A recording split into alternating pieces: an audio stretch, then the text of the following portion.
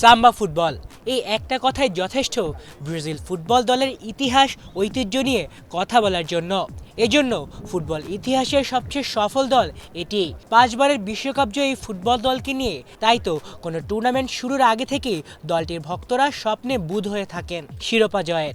যদিও বিগত কয়েক বছর ধরেই নিজেদের ভক্তদের হতাশায় উপহার দিয়ে আসছে দলটি।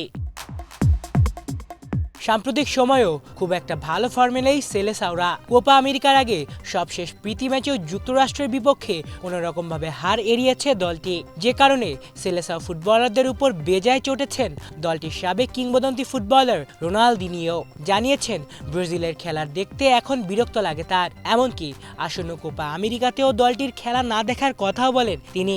একটি ইউটিউব চ্যানেলকে দেয়া এক সাক্ষাৎকারে রোনালদিনিও বলেন, কোনো কিছুই ঠিকঠাক হচ্ছে না, দলটিতে সাহস ও নিবেদনের ঘাটতি আছে, দলটিতে অবশ্য সবকিছুরই অভাব আছে, বর্তমান ব্রাজিল দলে সবকিছুই অনুপস্থিত। তার মতে দলটিতে আকাঙ্ক্ষা আর আনন্দের কিছুই নেই।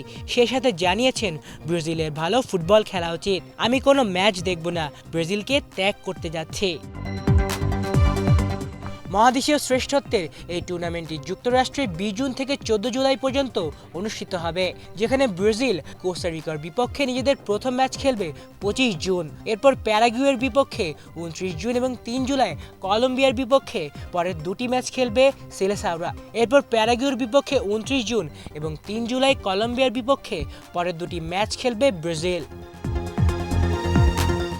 আরিফ চৌধুরী, বাংলা ভিশন।